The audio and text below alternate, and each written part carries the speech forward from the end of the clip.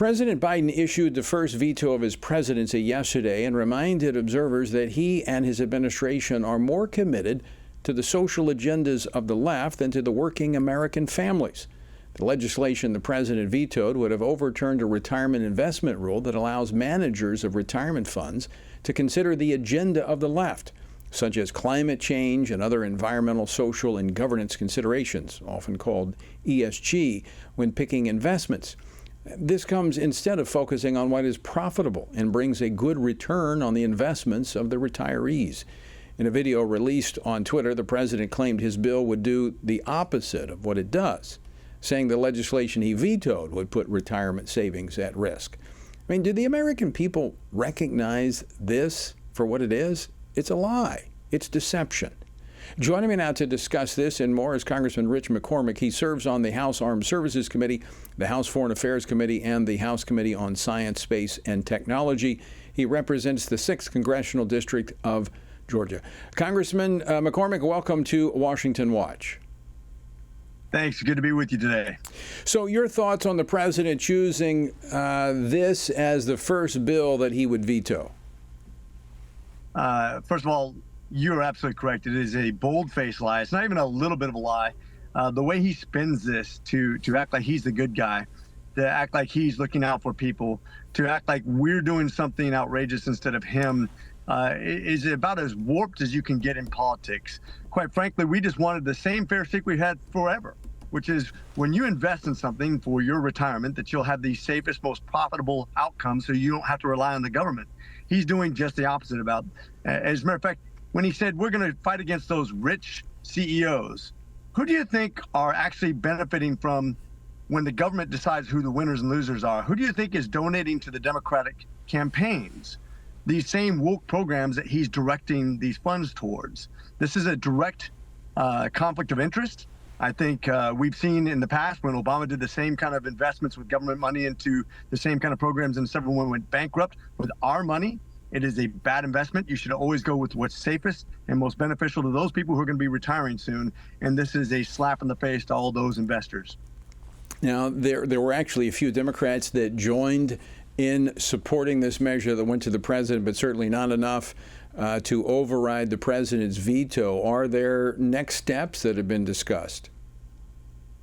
That's a good question. First of all, when you have a bipartisan bill, really, which is what it was, and it passed both the House and the Senate, and you have nothing but lies coming out. First of all, we have to expose it. We have to get the public opinion more on our side. We have to call out the facts. They like to always pretend like they have science on their side. Clearly, that's not the case. You were just talking about mutilation of girls and how we are being compared to the bad guys, to the Nazis. Are you kidding me? The fact that the Jewish population isn't absolutely outraged by these statements is beyond me. I think we have lost reality.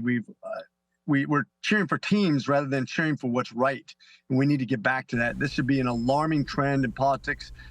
They continue to call us liars where they lie. They continue to blame us for the things that they cause. We need to continue to educate the public.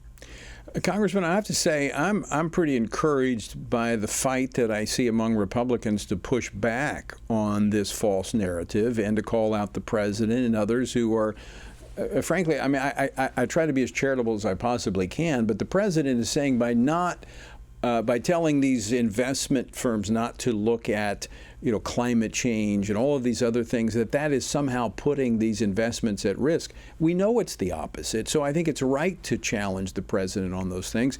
But let me ask you, kind of generally speaking, as you come out of your Issues Summit there in Orlando, Florida, your sense of has a clearer focus on priorities moving forward developed as a result?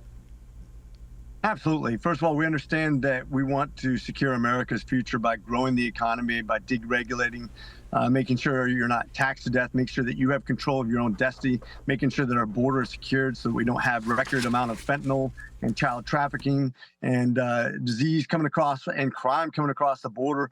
I'm an ER doctor. I'm telling you what I've seen in the ER, from fentanyl overdoses to just illegal immigration's burden on the medical system itself. is egregious and it hasn't been addressed at all. It's not fairly handled. We need to secure our border. We need to secure our economy. We need to make sure that energy is affordable and plentiful, that we become a producer rather than a consumer. All these things are first and foremost on everybody's mind, not just politicians, but the people. And that's why we're winning these arguments right now. I know that everybody's kind of scattered back to their homes after this issue conference ended up, and I don't want to thank you for taking time to join us and talk about it as you make your way back to Georgia. But I want to get a sense for how strong Republicans are going to be prepared in the wake of the banking issues that have come to the surface because of the spending, because of the inflation that has resulted from that. How hard do you think Republicans are going to fight as we go into the debt ceiling debate and as we go into the appropriations process? I think we understand that there's no more important fight on our minds than the debt ceiling, which directly relates to what we're going to have to pay for our children, what our children are going to have to pay for our sins, which is overspending. When the deficit spending ends up in interest payments we cannot afford, when it consumes our entire budget, we're done as a nation, and we have to avoid that at all costs.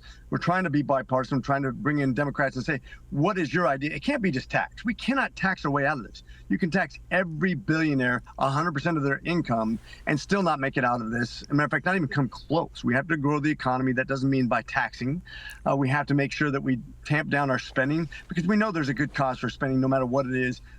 They keep on coming up with more. If we gave every single spending item they wanted this year, they'd be being back with twice as much next year.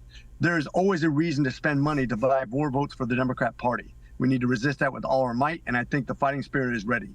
You know, again, I want to say, after observing this process for about 20 years, I do think we're at a point where we've got solid Republican leadership in the House.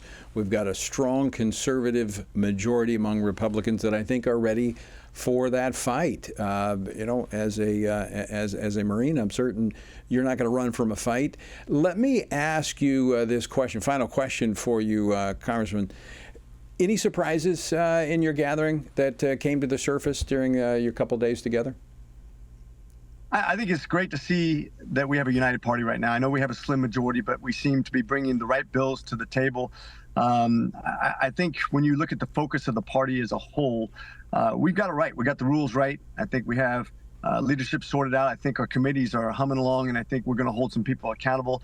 I was literally just calling for somebody to get after these people. Mayorkas needs to be impeached, in my opinion. I think we need to make sure that now we're not bailing out banks that are literally paying out to Chinese corporations. We're going to expose that right now. I want to make sure that we're not spending taxpayers' money or even FDIC money where they came from banks, which ultimately comes from us, on Chinese investments or woke investments, things that are working against the American people. We need to be smart. We need to be continually holding each other accountable and pick the right fights. Well, Congressman McCormick, I again want to thank you for taking time, pulling off the side of the road to join us as you're making your way back to Georgia, and want to thank you for fighting for the things that matter there on Capitol Hill: faith, family, and freedom, and Semper Fi. Hoorah, Semper Fi.